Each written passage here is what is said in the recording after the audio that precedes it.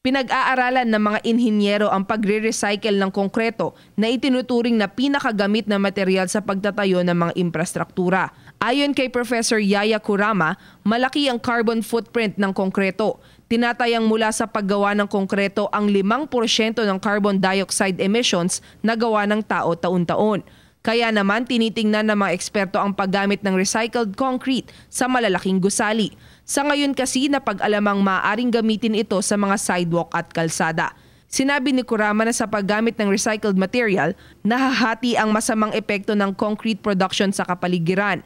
May mga pagkakataon din umano na mas matibay pa ang recycled concrete kumpara sa natural counterpart nito.